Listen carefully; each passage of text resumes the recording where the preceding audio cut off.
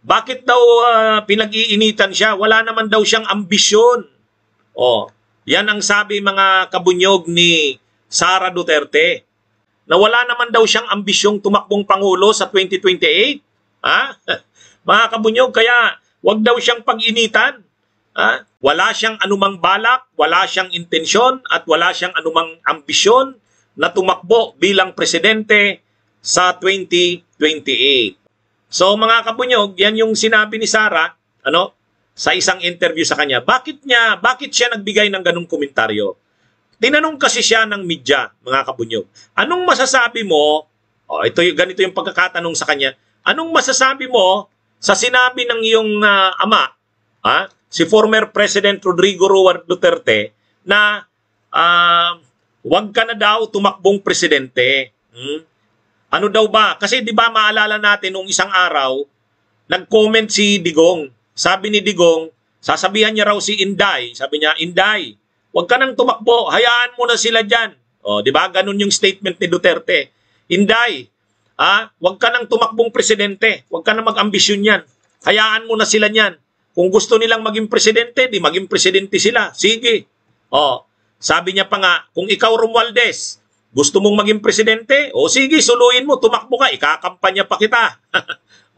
Yun yung statement ni Digong, mga kabunyog. Sabi ni Digong, ni Duterte, sasabihan niya raw si Sara, Inday, wag ka nang tumakbo. Wag kang tama na yan, na naging vice president ka, naging presidente ako, si Pulong naman naging kongresista, si Baste naging mayor, okay na yan. Yan yung sabi ni Digong. Ang problema, mga kabunyog, sa tingin nyo ba, biglang-bigla, nagbago ang ugali ng mga Duterte? Biglang-bigla, nagbago? Ang tagal nilang hindi binibitiwan ang Davao City, noon pa. Nung matapos ang termino ni Digong sa pagka-mayor, di ba, 3 terms lang ang mayor? Pagkatapos ng 3 terms ni Digong, anong nangyari? Tumakbo si Sarang mayor, pinalitan si Digong. Anong ginawa ni Digong? Nag-vice mayor kay Sara. Di ba? Ang tindi niyan, mga kabunyog. Wala yan. Kung talagang ayaw nila ng politika, ayaw nila ng political dynasty, di dapat hindi na pinatakbo, hindi na dapat pinapasok sa politika si Sara. Dapat si Digong lang. At hindi na rin dapat pinapasok sa politika si Pulong. At hindi na rin dapat pinapasok sa politika si Baste. Ay lahat na sila nakapasok sa politika. Ang anak na lang ni Duterte, ni Digong, na hindi pumapasok sa politika, yung anak niya, kay Hanilit Abansinya, si Kitty Duterte. Iba naman yata ang hilig nun, mag-artista naman yata. Kasi nakikita ko yun, panay TikTok. Panay TikTok at saka Reels. At tandaan natin, nakita nyo yung anak ni Pulong, yung mataba na Omar yata ang pangalan nun, tumakbo yata ang kapitan tumakbong kapitan. Anong ibig sabihin yan? Pag pinatakbo na yung kapitan, apo na ni Duterte yun. Ibig sabihin, nakahanda sila na hanggang na sa apo. Tuloy-tuloy ang dinastiya ng Duterte sa Davao. Kaya yung mga sinasabi na yan ni Duterte na, Inday, wag ka nang tumakbong presidente. Tama na yan, naging vice president ka, naging presidente ako, naging congressman si Pulong, mayor si Baste, tama na yan. Walang maniniwala dyan. Tama si Jaime Langit. Do Tae family have no words of honor. They are family of liars and corrupt. Di ba? Tsaka kahit itong statement ni Sara, may kulatilya, mga kabunyog. May kulatilya, may pahabol. Hindi lang sinabi niya na wala akong planong ambisyon na maging presidente. Mayroong pahabol, mga kabunyog. Hindi lang yun yung sentence sa na yan. Hindi niya lang sinabing, I have no ambition to run for president in 2028. Hindi ganun lang. Mayroong kulatilya. Anong pagkakasabi niya? Ito yung pagkakasabi niya, mga kabunyog, mga kababayan. Ito. Anong sabi niya? The Vice President added that her plans for the future would be up to God. Ito yung eksaktong sinabi niya. Ang eksaktong sinabi niya, lahat ng ginagawa natin, sa English, everything we do, we can only plan, but it will truly be God's plan that will prevail. She added. Di ba?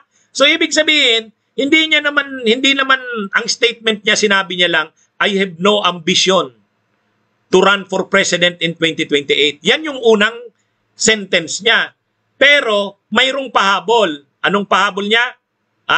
Lahat ng ginagawa natin, everything we do, we can only plan. But it will truly be God's plan that will prevail. Ay di, ang dali mo lang sabihin yan pagdating ng panahon. Ayaw ko sanang tumakbo tulad ng nasabi ko. Wala akong ambisyong maging pangulo ng bansa. Pero kung ito ang plano sa akin ng Diyos, tatanggapin ko para sa ikabubuti ng bayan, at kung ito yung destiny ko ayon sa kagustuhan ng Diyos. Oh, di ba? So mayroong ano yan, madali na lang magsabi ng ganyan. Di ba? So parang sasabihin naman yan, para sa Diyos at sa bayan. Oh, sabay pasok si Kibuloy. Anong gagawin ni Kibuloy? Gaganyan. Ipipray over siya. Oh, ganyan lang yan eh. Nakita na natin yan. Nakita na natin yan. Kahit kay Digong, ganyan naman yan noon, di ba? Kahit si Digong na Duterte. Oh, ganyan naman yan. Paulit-ulit yan si Digong noon. Hindi ako tatakbo. Wala akong planong tumakbong presidente. Di ba? Anong nangyari? Alam na yan. Yung mga ganyang style, alam na yan ng taong bayan. Kaya yung mga sinasabi ni Duterte na walang plano, wala raw siyang ambisyon. Ay kung walang ambisyon, kung walang ambisyong maging presidente, nung tinanggalan ka ng confidential funds, di wala, okay. Di ba? Bala. Kung ayaw nyo akong bigyan ng confidential funds, wala namang problema. Wala naman akong plano na sa politika. Di ganun yan. Ibig sabihin, tahimik na. Dapat si Digong hindi na nakikialam. Sabihin niya, kung totoo yung sinasabi ni Digong na, sa Inday, huwag ka nang tumakbo, hayaan mo na sila niyan. Di ba? Dapat, nakikita yan sa aksyon, hindi lang sa salita. Pero ang mga ginagawa nila Duterte, nila Sara, nila Digong, ipinapakita nila na hindi totoo yung sinasabi nilang hindi sila interesadong tumakbo si Sara sa 2028. Galit na galit nga sila kay Romualdez kasi tinatraidor sila eh. Ang usapan, si Sara nang magpipresidente sa 2028. Tapos ngayon, sa mga ginagawa ni Romualdez, parang ito yung gustong magpresidente sa 2028. Kaya nagagalit sila kay Romualdez. Kung totoong wala silang planong tumakbo sa 2028, sabi nila, hayaan na yan si Romualdez. Bahala siya, wala naman tayong plano niyan. Pero hindi, galit sila kay Romualdez. Kasi, tinatraidor sila ni Romualdez sa tingin nila. Di ba? Parang sa tingin nila, ang usapan, tatakbong presidente si Sara, susuportahan ng Marcos at Romualdez, at saka ng Arroyo. Tapos ngayon, mag-aambisyon pala yan. Di ba, mga kabunyog, mga kababayan?